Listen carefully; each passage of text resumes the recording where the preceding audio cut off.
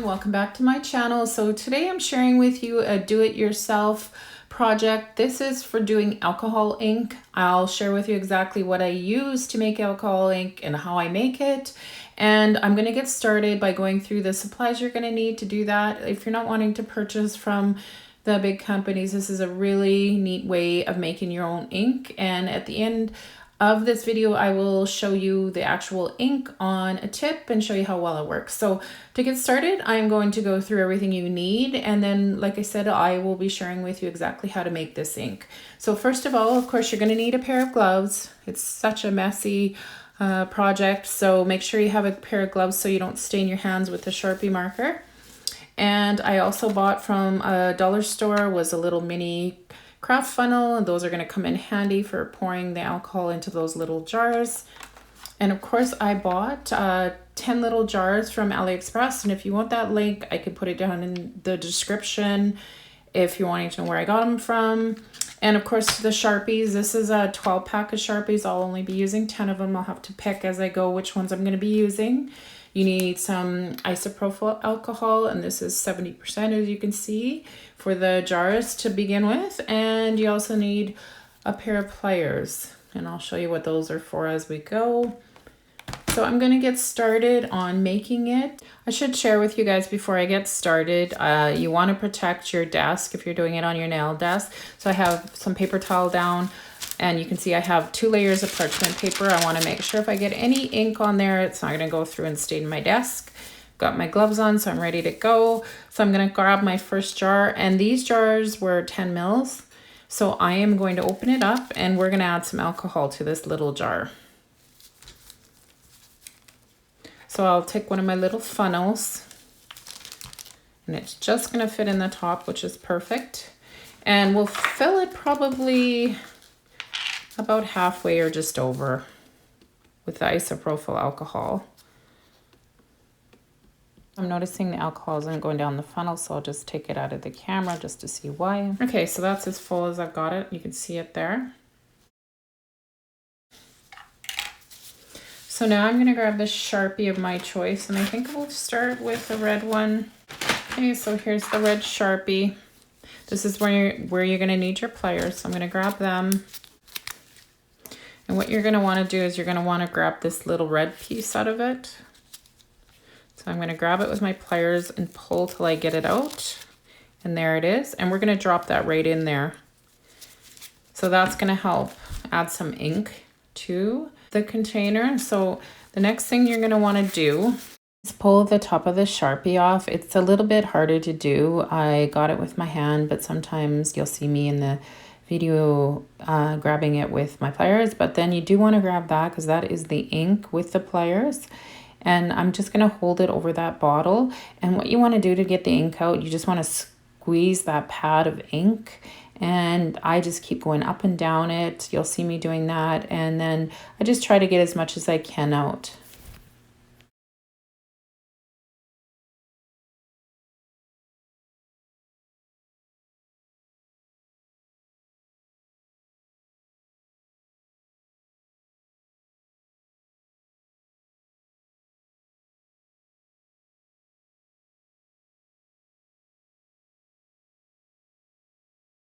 So once I get to the top, I flip it over because of course I've squeezed it all the way up and there'll be a lot of ink there.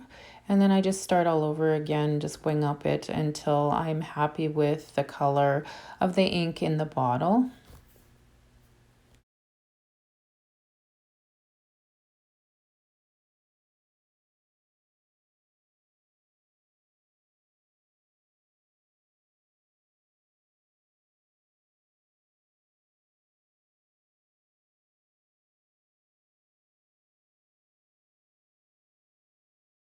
So now I'm just taking some isopropyl alcohol and wiping the outside of that jar. As you can see, it got quite messy, and I don't want any of that to be left on the outside. Now I'll just put that lid on and make sure it's on tight, and then I'm going to give it a good shake to make sure I've got that ink mixed nicely.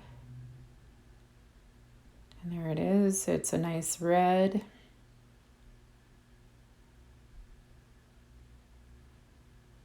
So I'm just going to wipe off the outside. I see a little bit more ink. And now at this point you could change your gloves if they're too much ink on them, but I just left them. It'll be fine. I wiped most of it off the jar, and then I'll move on to the next color.